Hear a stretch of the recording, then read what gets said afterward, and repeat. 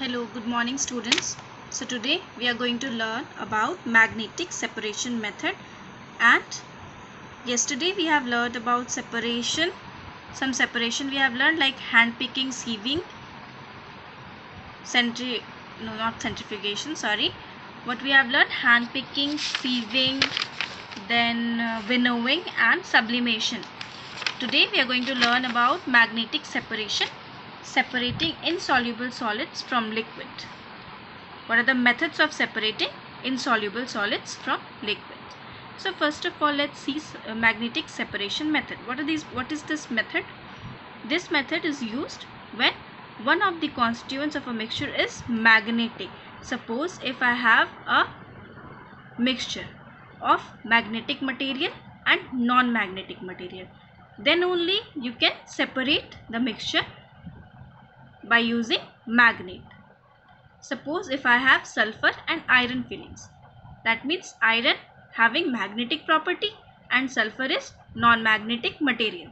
So if you place magnet near this iron and sulfur mixture, you will see and you will find that the iron fillings stick onto the magnet and sulfur powder left behind in the china dish.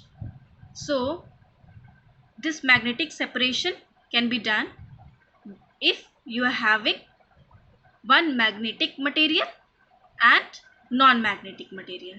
This cannot be done if you have a mixture of two magnetic materials, like if you are having iron fillings and you are having some metallic substances mixture.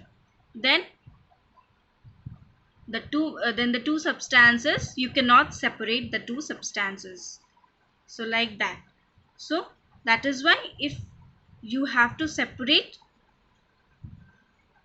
by using magnetic separation method, that means one magnetic substance has to be there and one non-magnetic substance has to be there. So like that you can separate by using magnetic separation method. Now let's see how you're going to separate insoluble solids from liquids. The first method is sedimentation and decantation. So this sedimentation and decantation is used for separating coarse particles of a solid which is insoluble in the liquid. Suppose if you are having sand and water.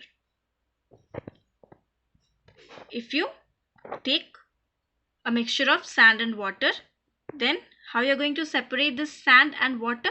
By using this method, by using sedimentation and decantation.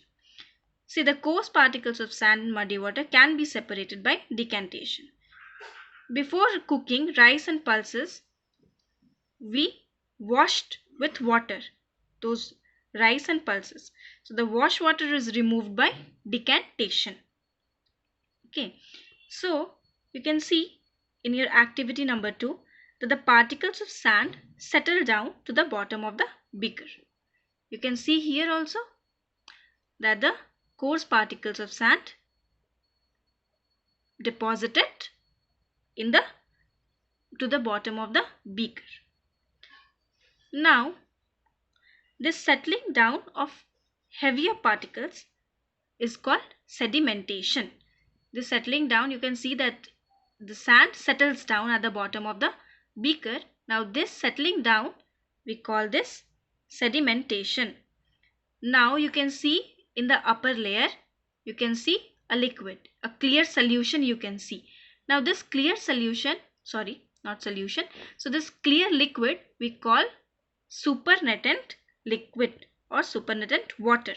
This upper layer of water we call. Now we transfer this water to another beaker, but carefully you have to transfer, because if you once it gets disturbed, the whole sand and water gets mixed. So very carefully you have to transfer the supernatant water to another beaker.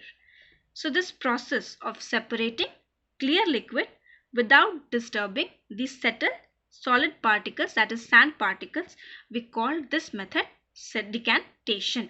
So sedimentation is nothing but settling down sand particles, and decantation is also nothing but it is transferring the clear solution to another beaker. Now let's see how loading can be done. So during sedimentation, you see the sedimentation is what? The settle down of solid particles to the bottom of the beaker. So during sedimentation, the heavier particles settle down quickly, but the fine particles settle down very slowly. So this fine particles can be made to settle faster by dissolving some amount of alum in muddy water. So if you add alum in muddy water, you will see that the mud settles at the bottom of the beaker and the clean water remains at the top, which is supernatant. So this method is called loading, where we use alum into muddy water so that the finer particles of clay can be made to settle faster from this muddy water. So this method is called loading. So when you add alum to muddy water, the finer particles get loaded with alum particles and form larger aggregates. So this makes them to settle down faster. So like that it works. See here in the figure, this is the setup of centrifugation method in the laboratory. So what is this method? See, there are many suspended solid particles which is present in a liquid. So these particles are made to settle down under the influence of centripetal force. Now what is the centrifugation force? So this force which is felt by an object moving in a curved path. So this acts outwardly away from the center of rotation. This is centrifugation force. So this is the whole setup of centrifugation, where we will allow the solid suspended particles in a liquid to settle down. So now you see how it works. So in this method, the mixture of solid and liquid, solid particles suspended in a liquid. So this mixture containing suspended particles is rotated at a very high speed in a centrifuge.